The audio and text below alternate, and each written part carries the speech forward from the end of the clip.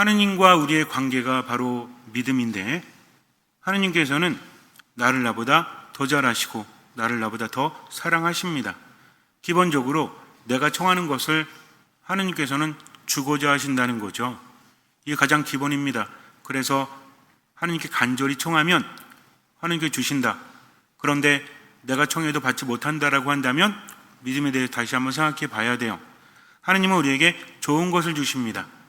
너희가 악해도 자녀들에게는 좋은 것을 줄 줄 알거든 하늘에 계신 아버지께서야 얼마나 더 좋은 것을 주시겠느냐 하면서 우리에게 성령을 주신다고 하십니다. 그렇다면 하느님께 주고자 하시는 것은 뭘까요? 내가 바라는 것은 지금 필요하니까 이게 있으면 좋겠다라고 원하지만 그것이 나에게 주어졌을 때 정말 좋을지는 아무도 알 수 없죠. 인생이란 그렇지 않습니까? 이게 좋은 거다라고 해서 내가 추구해 봤더니 나중에 깨닫는 게 뭐죠? 이게 아니었구나. 그러면서 후회하지 않습니까? 즉 내가 원하는 것이 주어졌다고 해서 행복할 수는 없다는 거죠. 그래서 내가 원하는 것이 아니라 내게 필요한 것을 하느님은 잘 아신다. 우리가 외워야 될 게 있죠. 하느님은 나를 나보다 더 잘하시고 나를 나보다 더 사랑하신다. 그러니까 무조건 맡겨라. 그러면 기도할 필요가 없나? 아닙니다. 내게 필요한 것을 하느님께 청하는 기도는 필요합니다. 왜냐하면 기도하면서 내가 바뀌기 때문에 그래요. 기도라는 것은 뭔가를 정해놓고 하느님 이거 주세요, 하느님 저거 주세요 하면서 하느님과 딜하는 게 아닙니다. 하느님께서는 이미 청하기도 전에 알고 계신다. 그리고 우리에게 좋은 것을 주려고 하신다. 다만 중요한 것은 기도하면서 무엇이 내게 정녕 필요한지를 깨닫게 된다는 거죠. 그래서 뭔가를 청할 때 그대로 주실 때도 있습니다. 왜냐하면 내가 청하면서 마음의 준비를 하기 때문이죠. 기도란 게 뭡니까? 9일 기도라든지 50일 기도라든지 100일 기도라든지 그걸 결정해놓고 기도할 때 기도하면서 참회를 하죠. 그리고 마음을 고쳐먹고 하느님께 간절한 마음으로 청합니다. 그러다 보면 생각이 바뀔 때가 있고 기분이 바뀔 때도 있어요. 그래서 기도라는 것은 결과적으로 받는 것이 아니라 과정 안에서도 많은 것을 받을 수 있으니 기도를 열심히 하면 내가 원하는 것 이상으로 더 풍성하게 받을 수 있다. 그래서 기도는 필요합니다. 그런데 때로는 내가 원하는 것과 정반대의 것을 받기도 하죠. 그것은 무엇입니까? 그것이 내게 필요하기 때문이다. 기본적인 것은 나는 미래를 알 수 없으니 뭔가를 청하긴 하지만 하느님께서는 모든 것을 아시니 나에게 필요한 것을 주시니까 더 깊이 기도하고 더 열심히 기도해야 됩니다. 그래서 기도할 때 필요한 건 뭐다? 내 것만을 하느님께 강조하는 것이 아니라 어떤 마음으로? 듣는 마음으로 기도해야 됩니다. 그러면서 기도하면서 내가 변화되게 되면 하느님께 더 많은 것을 받을 수 있다는 거죠. 이게 하느님과 우리의 관계예요. 그래서 하느님과의 관계는 다른 것보다 부모와 자식의 관계. 여기서 부모는 어떤 부모죠? 자식에게 주려고 하는 부모. 예수님께서 루카복음에서 말씀하시죠. 돌아온 탕자에 대해서. 우린 많이 들었기 때문에 이미 알고 있습니다. 여기서 중요한 게 뭐냐면 탕자는 모든 것을 받아서 유산을 받아서 먼 고장으로 떠나갔다. 아버지를 떠나간 거죠. 받을 거 받고. 근데 이것도 무리죠. 아버지한테 제가 외국에 나가서 사업할 테니까 사업 자금 좀 대주십시오 한 게 아니라 뭘 받았어요?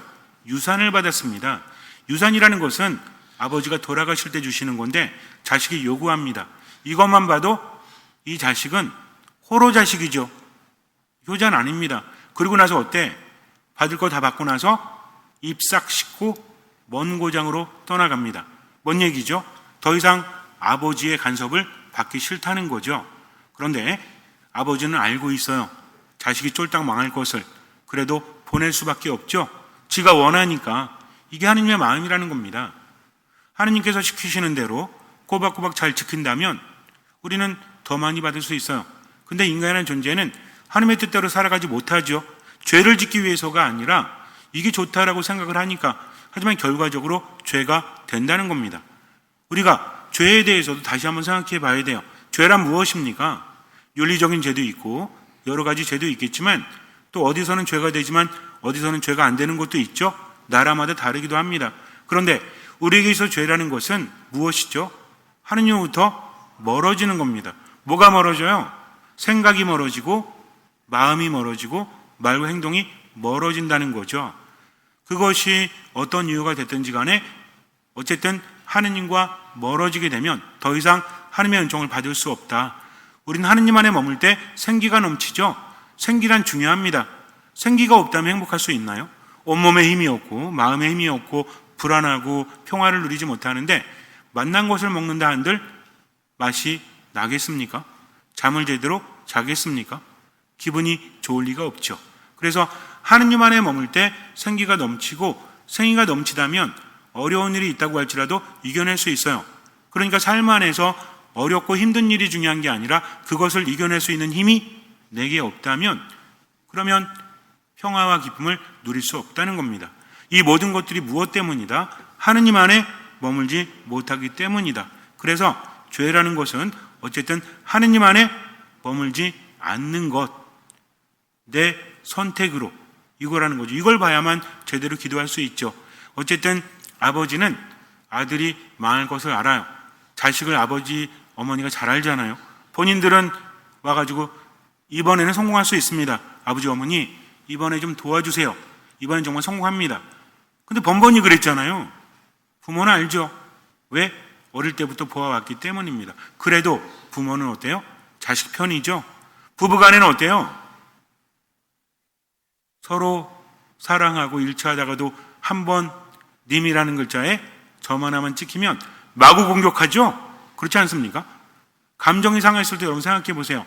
부부간에 싸우면 상대방을 위한 것이 있어요? 우리 상대방을 위하기도 하지만 내가 상처받으면 상대방은 없는 거죠. 내가 더 중요하죠. 부모 자식 간에 대화하면 어때요? 어느 때도 선을 안 넘습니까? 여러분들은 경험상 부부 간에 선 안 넘어요? 부모 자식 간에 선 안 넘어요? 어떤 선이 있는데 어느 경우에 못 넘죠? 잘 모르겠어요? 자식일 경우에는 웬만하면 안 넘습니다. 못 넘습니다. 왜? 부모이기 때문에. 남자라는 이유로 여자라는 이유로 뭐 이런 노래 가사들도 있지만 진짜 인간이 억울하고 힘든 거는 부모라는 이유 때문이에요. 그렇기 때문에 자식에게는 한없이 질 수밖에 없지 않습니까? 그러면서도 강요하지 못하죠. 부부가 만약에 뭐 한다 그러면 뜯어 말릴 거예요. 하지만 자식은 어때요? 자식은요, 내가 낳은 자식이지만 좀 멀어. 그렇죠? 자식은 부모가 가까워요. 이게 참 희한한 것 같아. 자식은요, 자기가 출가를 해도 부모는 부모야. 근데 부모는 어떤지 아세요? 품 안의 자식일 때는 나의 자식이지만 출가해버리면 어떻습니까? 머리가 커버리면 이제는 내 자식이 아님을 느끼지 않아요? 그래서 먼 존재지만 가까운 존재, 왔다 갔다 하는 거죠. 그래서 간섭하지 못합니다. 하지만 알고 있죠. 자식이 쫄딱 망해가지고 아버지한테 돌아오죠. 아들이라고 불리울 자격이 없다고 합니다. 제가 하늘과 아버지께 죄를 지었습니다. 이제 굶어 죽게 되어서 어쩔 수 없이 왔어요. 라고 말하진 않아도 그런 거죠. 그래서 아버지 저를 품파리꾼 가운데 하나로 써주십시오. 그런데 아버지는 어떻습니까? 잃었던 아들을 되찾았다. 죽었던 아들이 살아 돌아왔다 하면서 아들로 회복을 시켜주죠. 그래서 가락지를 껴줍니다. 반지는 뭐예요? 반지는 가문의 상징이죠. 종이 아니라 내 자식이다. 또 살진 송아지를 잡아서 잔치를 벌이죠. 뭔 얘기예요? 종이 오면 잔치 안 벌입니다. 아들이기 때문에 값진 것으로 아들을 받아들이는 겁니다. 이게 하느님의 마음이라는 거죠. 하느님께서는 우리에게 좋은 것을 주려고 하신다.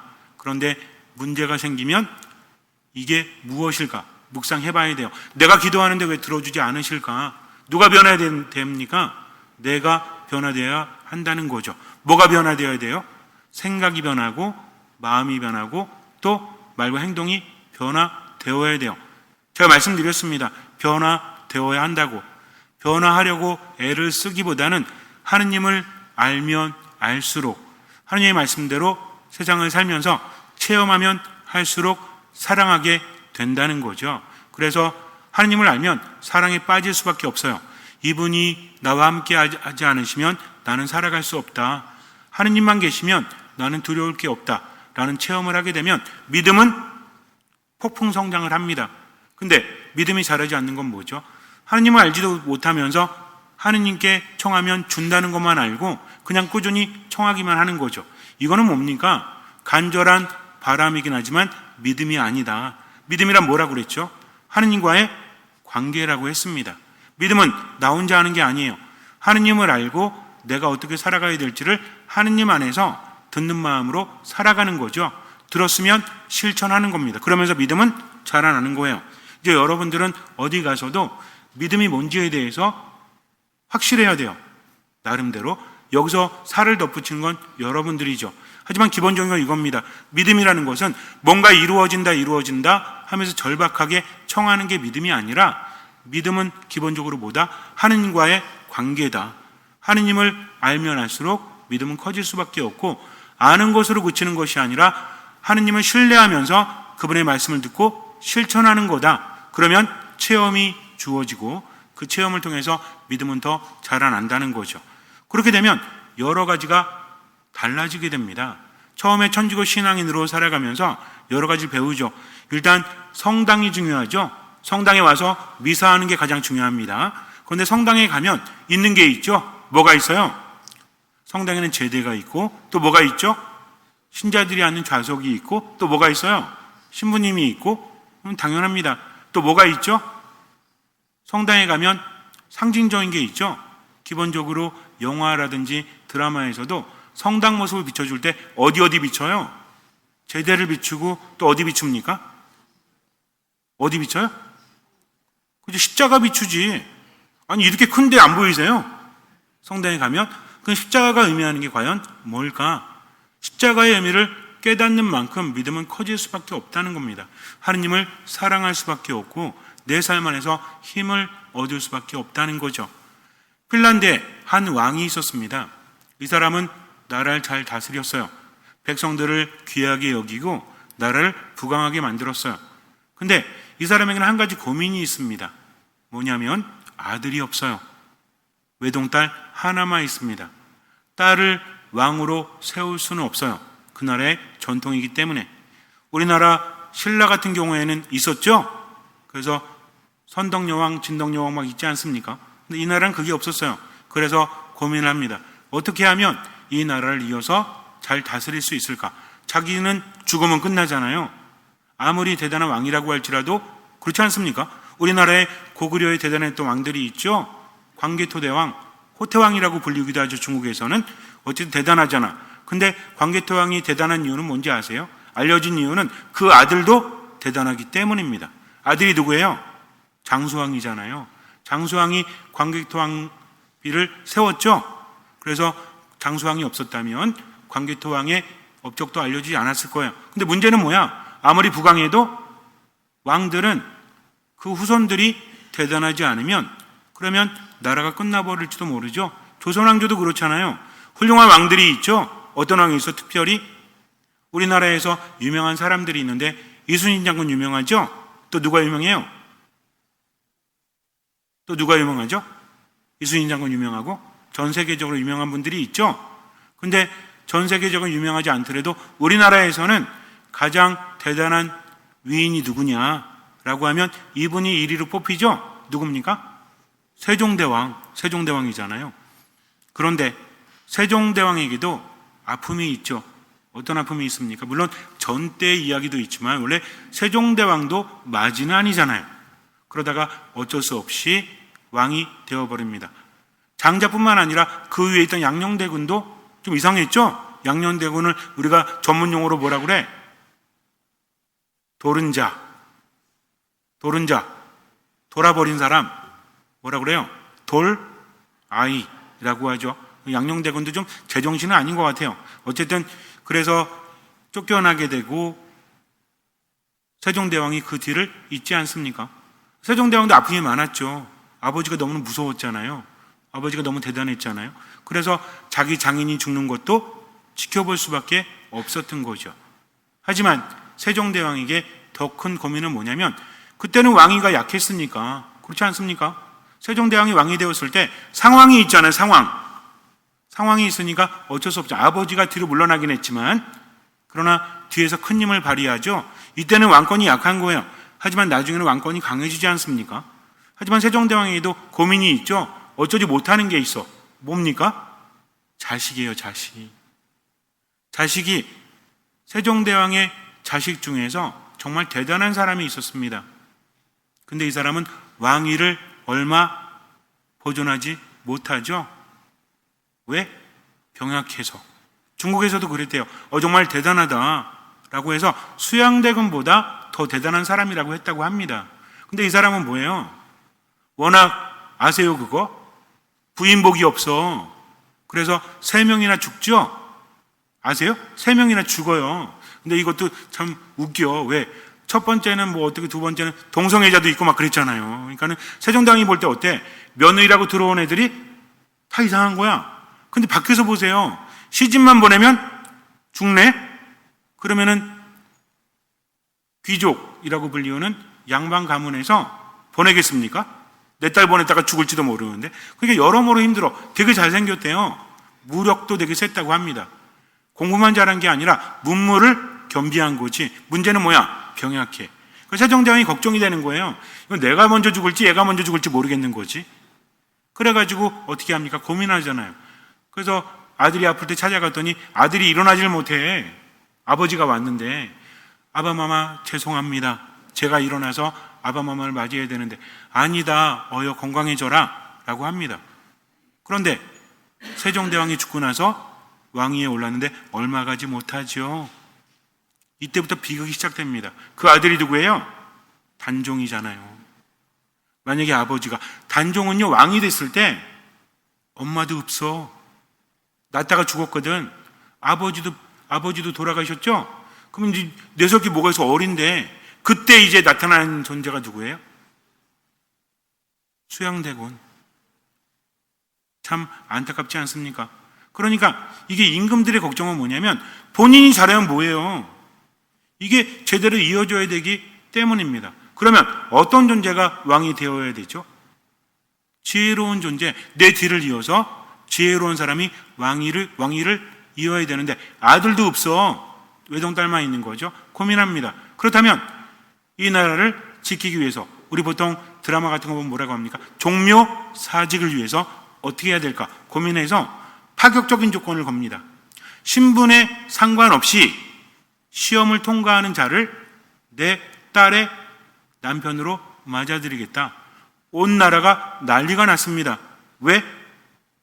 공주의 남편이 되면 뭐가 될 수 있습니까? 왕이 될 수 있기 때문입니다. 귀족, 그 다음에 평민 할 것 없이 모두가 몰려들었죠. 첫 번째 시험은 누구나 알 수 있듯이 말타기와 활쏘기였어요. 수많은 젊은이들이 도전을 했고 20명의 젊은이들이 뽑힙니다. 이제 문제는 뭐냐면 말 타고 활 잘 쏘면 됐죠. 뭐가 필요해요? 지혜가 필요합니다. 지혜는 되게 중요한 거예요. 지식과는 다른 거죠. 그래서 이렇게 말합니다. 하늘과 땅을 이어주고 이웃과 이웃을 이어주는 나무를 찾아와라. 100일 동안 기회를 주겠다. 모든 사람들이 혼란에 빠집니다. 그런 게 어디 있어? 하늘과 땅을 잇고 이웃과 이웃을 잇는다고? 이게 뭔 의미야? 하면서 여기저기 현자들을 찾아다니는데 다른 귀족의 자제들은 돈이 많잖아요. 그래서 현명한 사람들을 찾아다닙니다. 한 사람은 고아 출신이었어요. 수녀원에서 자랐거든요. 존 페루라는 사람이 있었습니다. 이 사람은 돈이 없잖아. 자기가 스스로 연마할 수 있는 건 한계가 있지 않습니까? 젊은이가 돈이 어디 있겠어. 그래서 여기저기 찾아봤지만 찾을 수가 없어요. 그렇게 99일이 흐릅니다. 나중에 어쩔 수 없으니까 이제 기도하러 수녀원 성당에 들어가요. 이제는 모든 것들이 무너졌구나. 내가 열심히 했는데 이제 길이 없구나. 주님, 저는 최선을 다했습니다. 그런데 길이 보이지 않습니다. 하면서 고개를 딱 드는데 뭐가 보여? 십자가가 보입니다.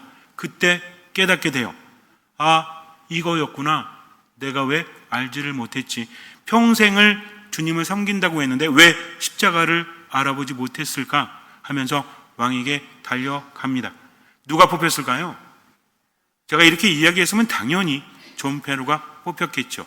그 임금도 신앙심이 대단했기 때문입니다. 임금에게 있어 지혜는 무엇입니까? 제가 여러분들에게 늘 말씀드리죠.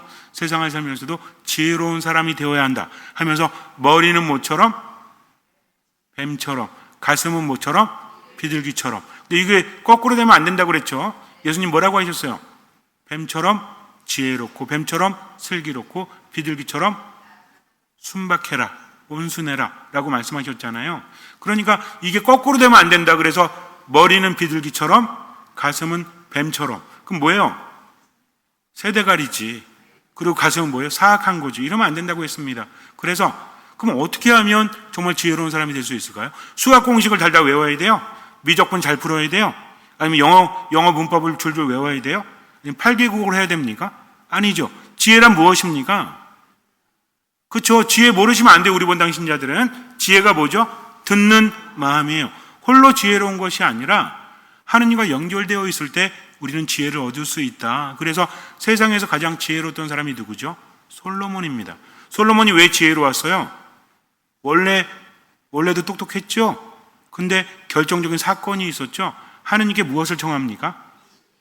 듣는 마음을 청해요. 하느님께서는 솔로몬이 듣는 마음을 청하니까 나머지도 다 주십니다. 실제로 실생활도 그래요. 돈 많으면 뭐해? 지혜롭지 않으면요, 그 돈 얼마 가지 않습니다. 권력이 세면 뭐예요? 지혜롭지 않으니까. 우리 주변에서도 많이 보잖아요. 말 한마디 잘못해가지고 구설수에 오르고, 그리고 그 예전에 그거 있잖아요. 뭐 스캔들이나 이런 거 생겨가지고 요즘 보면 그렇지 않습니까? 정권이 바뀔 때마다, 정치 얘기 아닙니다. 그때마다 인사청문회 할 때마다 뭐해? 우리 정말 놀랍지 않아요? 맨날 걸리는 게 뭐야? 병역 문제, 그 다음에 자식 문제, 맨날 이렇잖아. 여러분들이 만약에 정치인 되면 괜찮은데, 그죠? 자식 문제도 없고 병역 문제도 없지. 근데 권력이 없어서 문제지. 참 한탄스럽지 않습니까? 저는요, 그래요. 여당이든 야당이든 상관없이 인사청문회 하는 거 보면서 이렇게 인물이 없나? 보통 사람들은 하지도 않을 것을 그들은 합니다. 차명계좌 만들고, 부동산 문제 있고, 애들 무슨 뭐 비리 있고. 이거 좀 웃기지 않아요? 나라가 이 모양 이 꼴인 게 참 안타깝긴 한데 좀 제대로 된 사람이 없나? 무슨 이렇게 뭐 정신적인 문제 있고 심리적 문제 있는 사람만 정치하는 건가? 라는 생각이 들 때도 있습니다. 오해하지 마세요. 정치 얘기 아닙니다. 어쨌든 뭐가 필요하다? 지혜가 필요하다는 거죠. 지혜로운 사람은 겸손합니다. 왠지 아세요? 이제 우리가 외우지 마세요. 그냥 이해하시면 돼요. 지혜로운 사람은 왜 겸손할까요? 듣는 마음이 있기 때문에. 누구 말씀 듣는 거예요? 하느님 말씀 듣고 그대로 살아가는데 겸손할 수밖에 없죠. 또 순명할 수밖에 없다는 겁니다. 모든 것을 하느님의 뜻 안에서 깊이 묵상을 하니까 세상적인 지혜도 넓어질 수밖에 없죠. 수많은 사람들이 지혜롭지 않은 이유가 뭔지 아세요? 감정적이야. 순간의 판단에 모든 걸 맡겨버리는 거죠. 그러나 지혜로운 사람은 어때요? 주님, 어떻게 해야 됩니까? 하면서 내 생각과 내 감정을 하느님께 봉헌하면서 그렇게 지금을 살아가는 거죠. 또 지혜로운 사람은 힘이 있습니다. 왠지 아십니까? 인간이 어디에 가장 힘든지 아세요? 외로울 때, 혼자 있을 때. 그렇지 않습니까? 밤길을 가는데 여러분들 같으면 밤길을 혼자 가야 되는데 12시가 넘었어. 근데 그 밤길 혼자 갈 수 있어요? 이런 길 말고 묘지도 있고 산도 있고 이런 길을 혼자 갈 수 있습니까? 근데 만약에 세계에서 가장 강한 사람이 옆에 함께 있다면, 그 사람이 나를 사랑하고 내가 그 사람을 사랑한다면 무서울까요? 무서울 리가 없죠. 그렇지 않습니까? 인간은 누구랑 함께하느냐에 따라서 달라진다는 겁니다. 잘 생각하셔야 돼요. 아무리 힘든 일이 있고 괴로운 일이 있어도 옆에 믿을 만한 사람이 있다면 우리는 얼마든지 이겨낼 수 있다는 거죠. 그래서 가장 힘든 게 뭐다? 홀로 된다는 것이다. 근데 신앙은 뭐다? 하느님과 함께 지금을 가는 거다. 하느님 뭐라고 하십니까? 나한테 맡겨라. 내 안에 머물러라. 얼마만큼만 살아가라? 할 수 있는 만큼, 보이는 만큼만. 뭔 얘기입니까? 오늘 걱정만 해라. 내일 걱정은 내일이 하도록 맡겨라. 너희는 나 없이는 아무것도 할 수 없다. 얼마나 든든합니까? 성경을 알면 알수록 믿음이 커질 수밖에 없다니까. 성당에 왔다가 집에 갔다가 하는데 어떤 마음이 없으니까? 듣는 마음이 없으니까. 여러분들 정말 중요합니다. 여러분에게 외우라고 하는 게 아니에요. 우리들의 삶을 보면서 내가 가장 언제 힘들었는지를 보시란 얘기입니다. 혼자 있으면 무너져요. 옆에서 보듬어주고 또 옆에서 지켜주고 생기를 불어넣어주는 분, 정말 그렇습니다. 우리가 세상을 살아가면서 관계란 게 그런 거예요. 근데 관계도 힘들죠. 왜 그런지 알아요? 언제 버림받을지 모르기 때문입니다. 조건부잖아. 근데 하느님은 어떠세요? 관계에 조건이 없어요. 그분의 조건은 뭔지 아십니까? 순간순간 선택의 조건이지 관계의 조건이 아닙니다. 너 이렇게 하면은 아예 안 본다 이게 아니라 너 이렇게 하면 벌 받아. 너 이렇게 하면 상 받아. 그러니까 어떻게 보면 하느님 무섭죠. 근데 버리지 않으신다는 겁니다. 그럼 어떻게 하면 돼요? 잘못하면 회개하면 되지. 근데 사람은 어때요?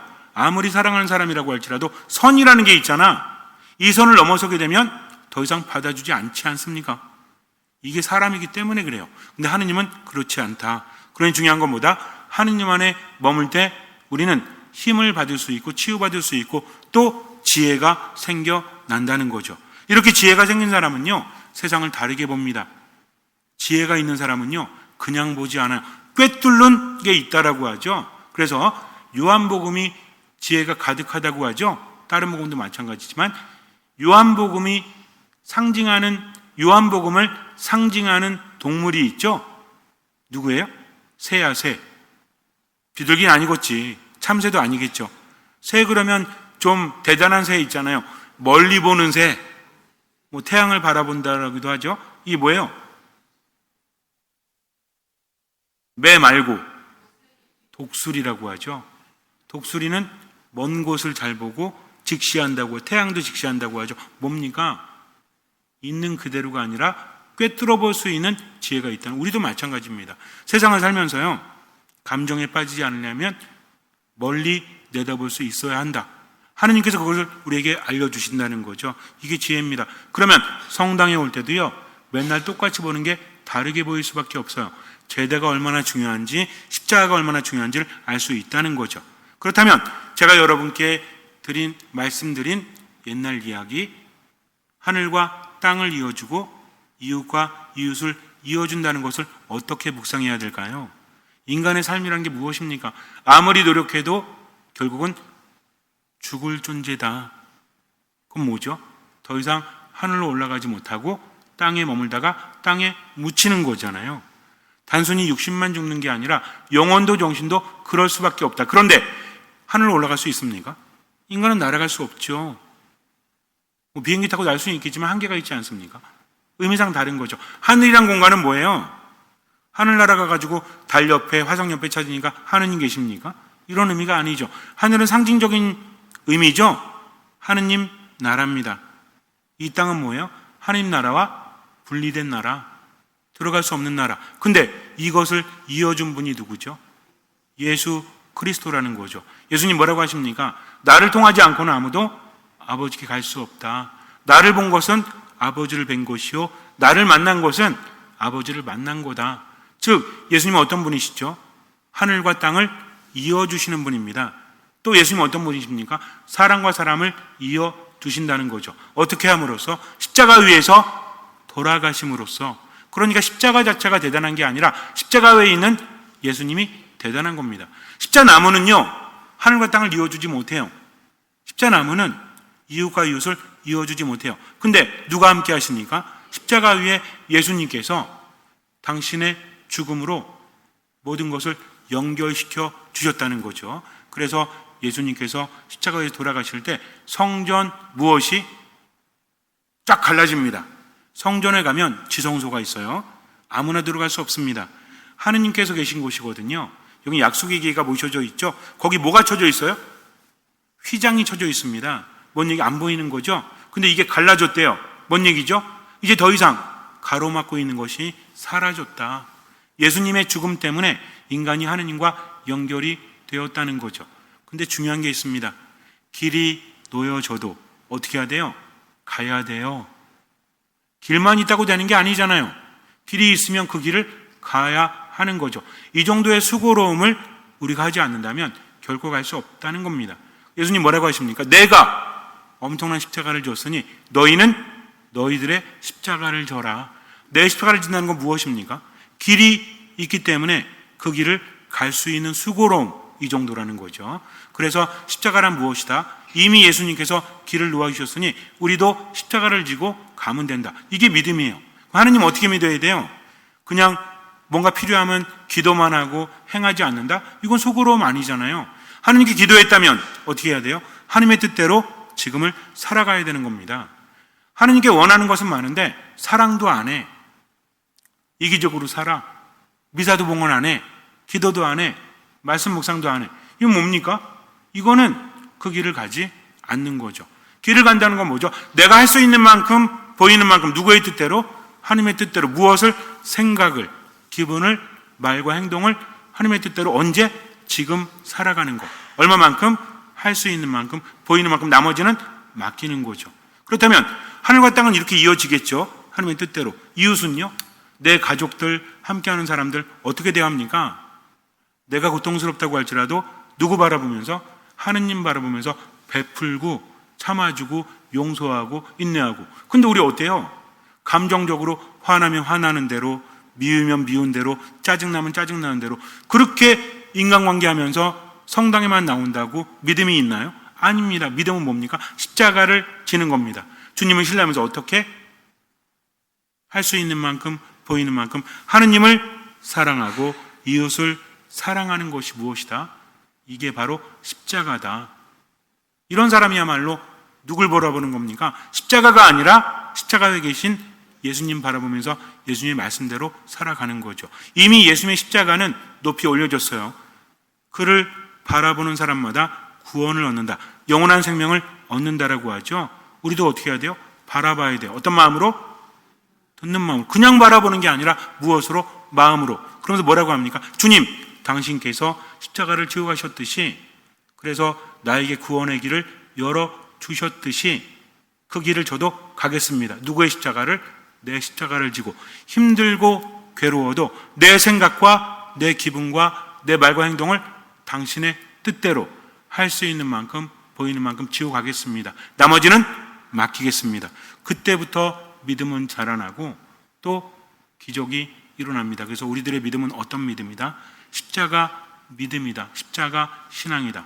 잠시 눈을 감으세요. 요한이 전한 거룩한 복음입니다. 그때 예수님께서 니코데모에게 말씀하셨다. 하늘에서 내려오니 곧 사람의 아들 말고는 하늘로 올라간 이가 없다. 모세가 광야에서 뱀을 들어 올린 것처럼 사람의 아들도 들어 올려져야 한다. 믿는 사람은 누구나 사람의 아들 안에서 영원한 생명을 얻게 하려는 것이다. 하느님께서는 세상을 너무나 사랑하신 나머지 외아들을 내주시어 그를 믿는 사람은 누구나 멸망하지 않고 영원한 생명을 얻게 하셨다. 하느님께서 아들을 세상에 보내신 것은 세상을 심판하시려는 것이 아니라 세상이 아들을 통하여 구원을 받게 하시려는 것이다. 인생은 힘듭니다. 하느님께 뭔가를 바라지만 때론 내 뜻대로 이루어지지 않을 때 있죠. 묵상하세요. 나는 십자가를 지고 있는가? 기본적으로는 주님의 십자가가 위로 올려졌기 때문에 그분을 바라보는 겁니다. 내게는 불가능하지만 하느님께 가능하기 때문에 그분께서 구원을 이뤄 놓으셨다는 거죠. 이제 하늘과 땅이 연결이 되었습니다. 우린 지혜로워져야 돼요. 듣는 마음이 있어야 됩니다. 감정대로, 부정적인 생각대로, 부정적인 말과 행동을 하면서 세상을 살아가는 것이 아니라 하느님의 뜻대로 듣는 마음으로 내 생각을 하느님께 봉헌하십시오. 내 기분을 하느님께 봉헌하십시오. 미사, 말씀, 기도 안에 온전히 머무십시오. 또 주님의 뜻대로 말하고 행동하고 나머지는 맡기십시오. 주님께서는 그 믿음을 보시고 우리 삶에 놀라운 기적을 일으켜 주실 것입니다. 아멘.